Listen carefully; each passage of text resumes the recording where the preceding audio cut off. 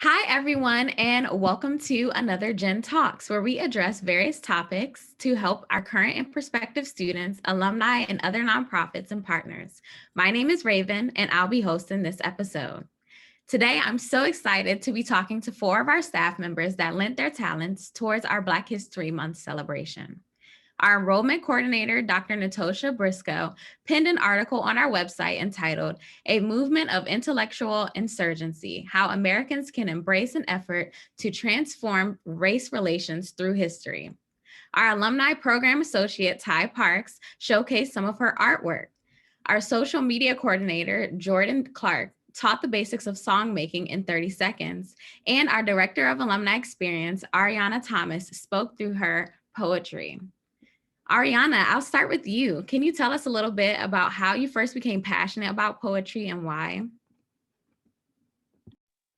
Sure. Thank you, Raven. So it is great to be here today. And I'm excited to talk about poetry. I came into poetry um, as a youth. So I was about 6 years old when I wrote my first poem. My mom still has it. It was about Groundhog Day.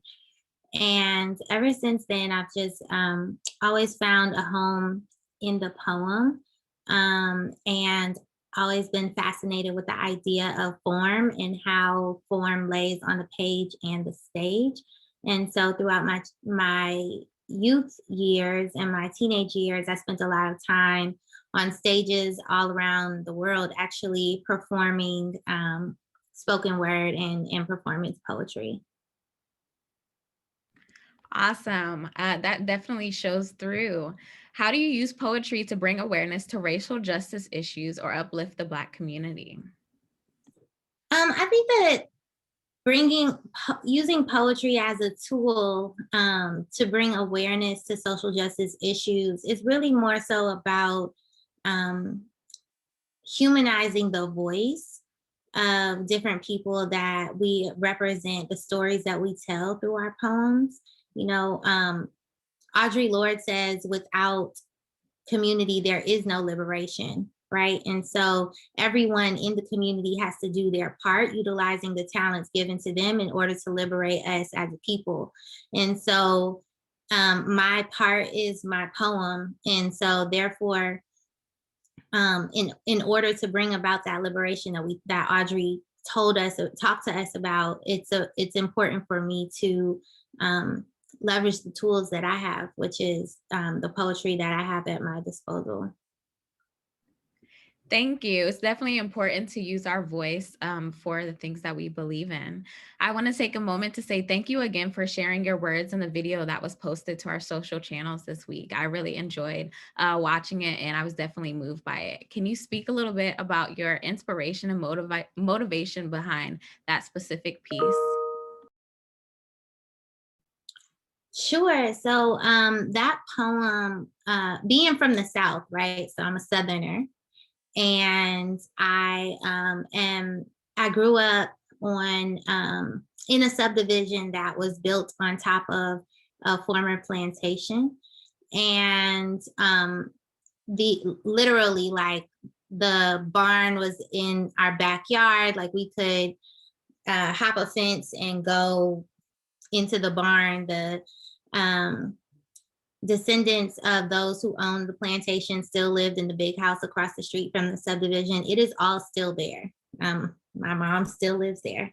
My friends, my kids are growing up in that neighborhood. And when I was growing up, every year the neighborhood would grow whatever was the last vegetable planted in that section of the neighborhood. So ours was green onions. It smelled like green onions all over the neighborhood when we cut our grass. Um, but in writing that piece, I was home one year from college, and I grew up eating honeysuckles off of the fence around the graveyard of those who own the plantation. And it just got me to thinking about, now that I was older and I knew what this place was and what it meant, and the people who walked this land before me, it made me think about them and their stories that were not being told, and what did it mean to them believing that like spirits, uh, the spirits of our ancestors see our everyday experience to bring validation to what they went through. So what does it mean to them now to watch me with my Black joy live my life on this same land that they lost theirs on? And it, of course, always speaking from the place of spirit and womanhood and Black womanhood. That is how that poem came about. Thank you so much for that. It's very interesting to hear about the deep-rooted history that came before that poem. So thank you again for sharing. And I definitely share a similar memory of having honeysuckle. So that's definitely something I'm sure will constantly come up for you. Thank you again. We'll move over to Dr. Toshia. Can you tell us a little bit about your background? Sure. Thank you so much, Raven. Well, again, my name is Dr. Toshia Briscoe, and I'm super happy to be here. Very excited to be a part of this panel. My background is in higher education. In addition to the work that I do here at Generation, I work as an adjunct professor at historically Black colleges in the AUC in Atlanta. And yes, my desire to educate it was infused through this workforce development that I've been able to do as I started with Generation as a program coordinator. Thank you, Toshia. I don't know if you know, but I'm actually a product of the AU Center. So that's very cool to hear Oh, that. yay. Educating there. How important do you think that it is to reflect back on Black history as it pertains to racial injustice and advancement in the future? Sure. Thank you for that question. I think it's very, very, very important. I think it's even more important that as a society, we don't think about Black history as as it's starting in slavery.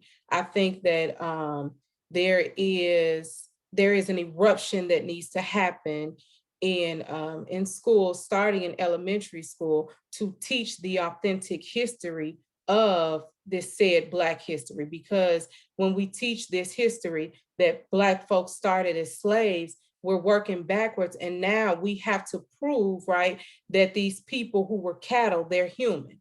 And I think that starting these historical events off as people getting off the boats and they're being treated as cattle or animals, now it's difficult for the people who are listening to, even if you're a Black person, it's difficult for you to see yourself as human because you see that in which you descended as an animal. So then that breeds a lot of self-hate. Even those who are not African Americans, it becomes twice as difficult for them, right, to talk about this, to have this conversation of equality, to have this conversation about equity. So I think the responsibility not only lies on the educators, it also lies on the people in the local community. I spoke about this in my article in terms of everyone having a shared responsibility. It's a communal thing where we have to be intentional about giving authentic information. We should not, and again, the intentionality is the word. We cannot remove ourselves from this responsibility if we want to push the needle forward in terms of advancement. I think that's such an important point to be made about what identity looks like versus based on where you start history. And that actually connects to our very next question. In your article, you had a call to action to everyone. You said, this month, I encourage you to find and research on topics that conveniently circumvent African Americans and share this information with others.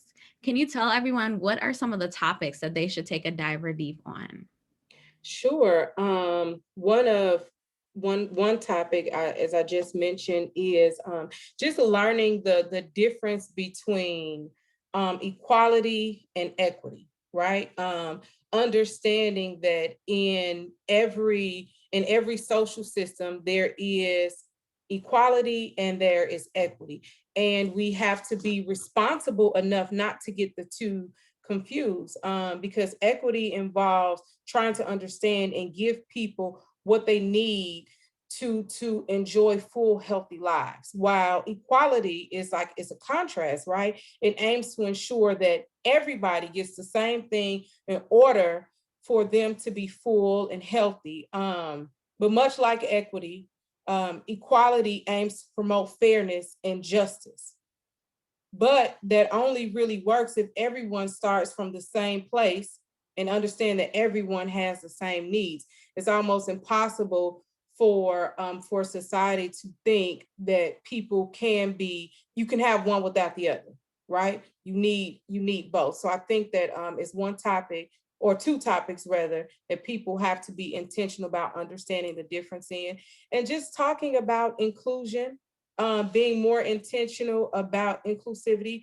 And, inclusion is the action or like the state of including or being included in a group structure, more than just simply having diversity, just for numerical representation. Right now, because we are in this Black Lives Matter movement, we want to have this numerical representation, but in people of color being represented, they need to be liberated enough to be authentic and empowered to really participate. And sometimes this participation means that systems will be erupted, right? Sometimes it means that systems will be debunked, they will be dismantled, and others have to be okay with these eruptions, and in fact participate in the eruption and disruption that will happen as a result of people being intentional about understanding these concepts and making sure that these concepts are embodied in our day-to-day lives. Like the concepts, and I said this too in my article, this has to go beyond Black History Month. It has to be a lifestyle. And it shouldn't just be a lifestyle for people of color. It should be, because it is a race thing, but it should be a human thing. Like anybody who identifies as a human has to assume this shared responsibility so that, again, we move this needle forward in having a true advancement, not just for the people who have the right to vote or the people who have the right to march, but even the generation that comes after us. Ariana talked about, our ancestors, and that is a part of I guess what fuels me and what started my passion to educate and I believe that education is a part of liberation, right?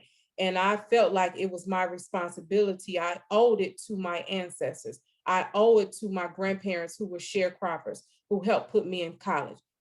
Put me through college. I owe that to them. But when I started having children, I realized that it could not stop with me.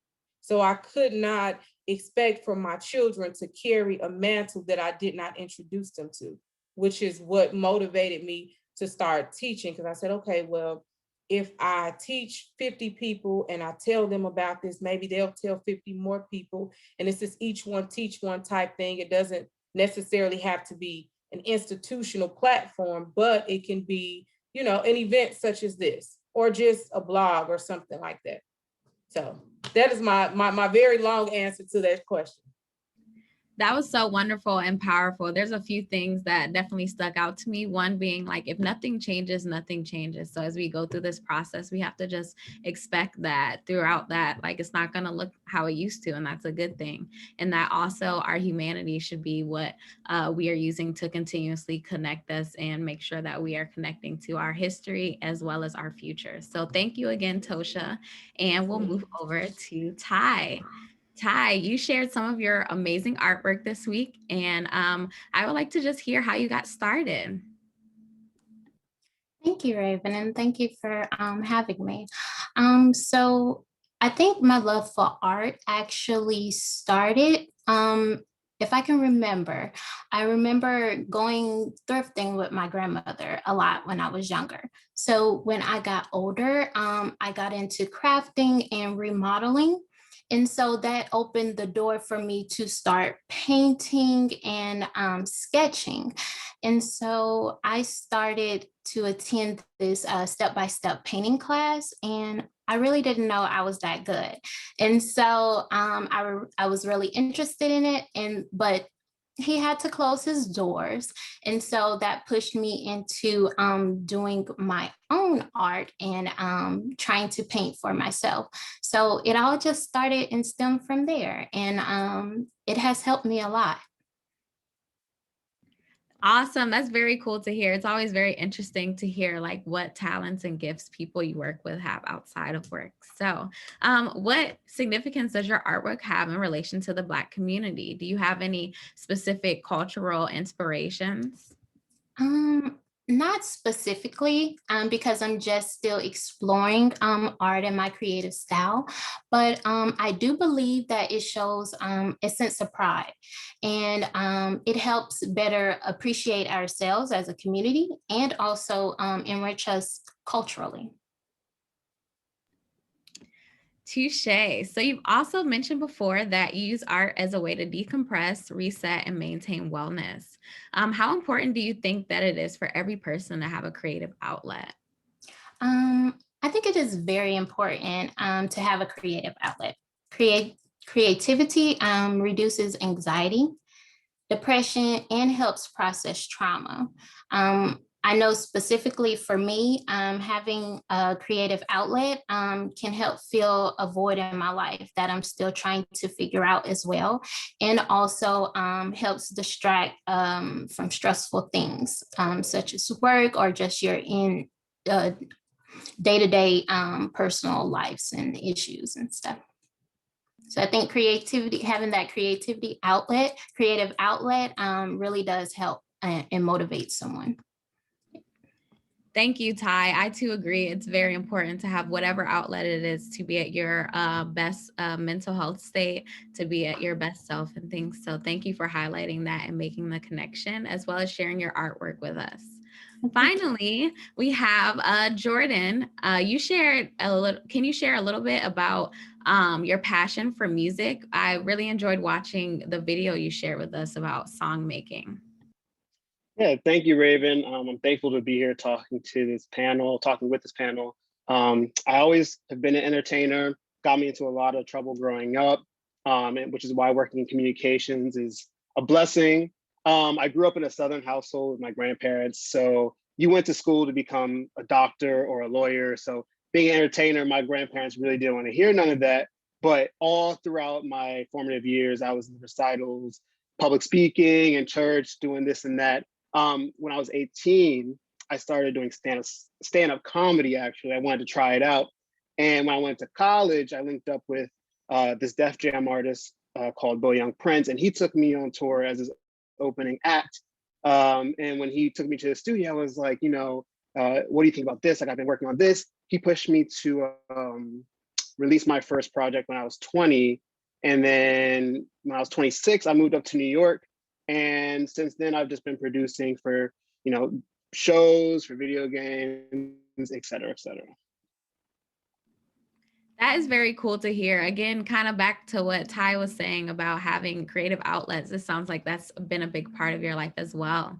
Can you talk about the inspiration behind the music you make? Absolutely. I am inspired by everything. I'm especially inspired by life experiences. I'm not the best fictional writer, so I mold all my lyrics off of lived experiences. In car rides growing up with my mom, I remember finding the artists that kind of stood on the outskirts of the community as super influential. So that's like Parliament Funkadelic, Michael Jackson, D'Angelo, Chuck Brown, if you know DC music, and Andre 3000. And then when she remarried, when I was about 10, I got introduced to jazz because my stepfather always played jazz in the house. So that's like Miles Davis, John Coltrane, Wayne Shorter, Thelonious Monk. And so I'm influenced by that. And then even today, I'm influenced by just like the new music that's being put out because like Chick Corea said, the fact that an artist is experiencing the joy of creation makes me a fan. So I'm inspired by everything that's coming out today, in the past, and in the future too. Very cool. It sounds like you have a very diverse music background. Can you talk a little bit about the role you think the music industry plays in the Black community? How do you think it's helping? And then how do you think that it can improve? Well, it's a long question. It's a complicated relationship, right? Because what the industry is delivering is valuable, the stories and the narrative. But I think how the industry delivers that product gets a little muddy, because music is a source of pride, joy, like sorrow and anger, and all the emotions, and it's been here since the inception of man. But for years now, um, Black people have not had a seat at the table in terms of how they're being represented, how they're being marketed and molded. And Black artists are continually mislabeled, unrecognized, and shortchanged. And I mean, even look back to last year at the Grammys, there was the discussion about the genre urban, and that's been going on since the '80s, which is basically a way to pigeonhole Black artists and to disregard the type of music that they make. So work needs to be done in the industry. And I think an issue that I've seen or something that can be improved is that the industry likes to do the work loudly. And I say that, for example, last year during the protest, a list of labels came out saying we stand with the Black community, gave their slogans, join Blackout Tuesday, et cetera, et cetera. And as of Monday, June 1st, I know this because I wrote it down, days after the blackout, there was actually public pressure on a lot of labels to explain like what that means. Like what are you doing now? You stand with us, that's great, but how are you actually committing to the fight? And it actually took weeks of public pressure to actually have these different labels publicly commit to places they want to give resources. And that's like, it's not small labels, it's like the big ones that own a lot of artists, Universal, Atlantic, Def Jam, Sony, Capitol, RCA, the list goes on and on. So there's a lot of work that needs to be done in terms of committing and enacting that change.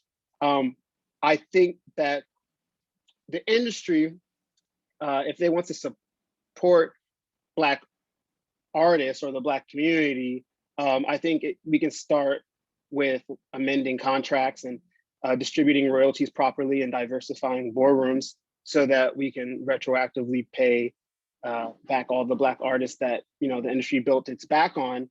And then I think this isn't even just an industry issue, but I think just moving forward, having these conversations about the imbalances of power and exploitation need to happen in order for us to address it and recognize it, because I think that as long as society is set up in a racist way, we're gonna have to have that open discussion, acknowledging the flaws and the issues and the systems that carry this forward. So I think just one way to improve it would be to give more control of the narrative and of what's being sold. Thank you so much, Jordan. There were a lot of points that stuck out to me about that, especially having autonomy over your actual music and royalties, etc. That's definitely important. And thank you for sharing that with us. Dr. Toshia, we have a question from the audience for you. Do you have any other published works that you can share with us? I am waiting on my latest work. Was going to be my first like real popular published document from the Journal of Black Studies. I should have that released in the next, well, they should have released and published it in the next 10 days. So I will be happy to send it to you all and we can share it, with our audience or yeah. That's awesome. Thank you. I look forward to reading that. We are amongst some celebrities, guys. We have some visual artists, a music artist, a whole published writer, and then a wonderful I'm sorry, what is the actual word? A poet amongst us. I've really enjoyed talking to you guys this afternoon. Thank you for sharing not only your gifts and talents, but also using your voice to connect those gifts and talents to the Black community. We really appreciate you sharing your time. And I want to just note that generation will not stop stop honoring the lives of Black people after Black History Month ends. Continue to check our social channels for more stories from our staff, alumni, and community members. Again, thank you to our wonderful speakers, and we will see you back here next time.